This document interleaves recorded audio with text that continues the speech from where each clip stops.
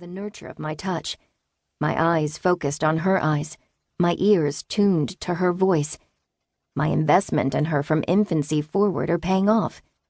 So, as the president of MOPS International and as the mother of 2 growing and going children, I believe this book is the best resource for guiding us through the parenting process, from rocking chair to deck chair. Whether you're just beginning your parenting journey, like many mothers of preschoolers, or well down the road, there's help for you here. Elisa Morgan, President and CEO, Mothers of Preschoolers, MOPS, Inc. Introduction: A forbidden topic. At a retreat at which I, Dr. Cloud, spoke recently, the discussion at the lunch table turned to parenting. At first, people talked about their children, but soon they started talking about particular parenting philosophies and practices. I remembered what my childhood barber once told me. If you want to stay friends with people, don't talk about religion or politics.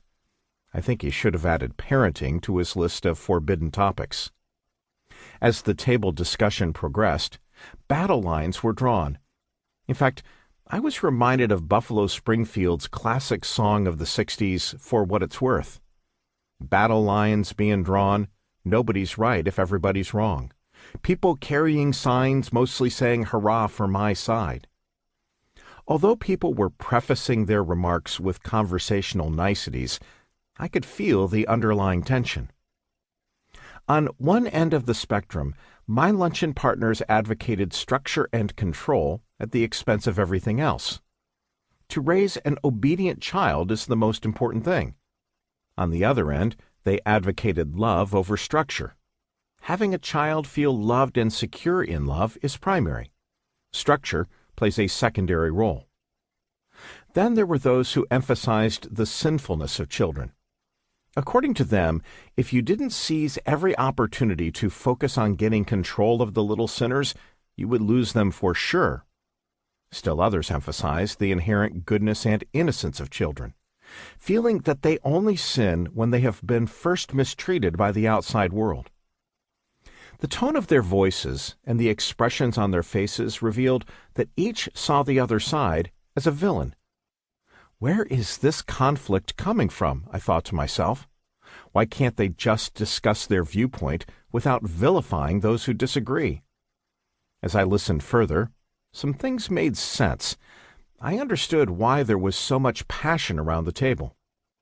My luncheon partners were not talking philosophy after all. They were talking about something much closer to home. They were discussing 4 aspects of their lives in which they had invested their very hearts. 1. Their children's welfare. 2. Their community. 3. Their own welfare. 4. Their God. When I understood the role that each of these heartbeats played in their discussion of child rearing, I got it. There should be passion surrounding an issue that touches on the things they care about the most. Let's look at each and see why. First, in terms of their children's welfare, these people wanted the best for them. What would help their children be healthy now and secure for the future?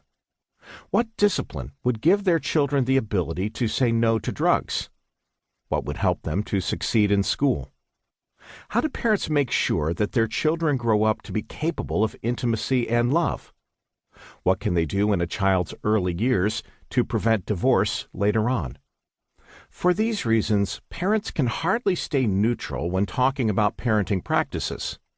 After all, what they decide to do might affect several generations, much less the next handful of years. Because parents love their children, parenting philosophy is more than an academic topic. Second, in terms of community, these parents were not alone.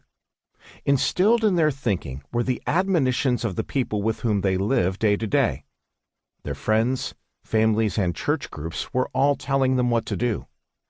Many were members of some particular parenting group at their local church, meeting regularly to learn how to be the parents their children need. Others received regular input from their own parents, grandparents, or other extended family.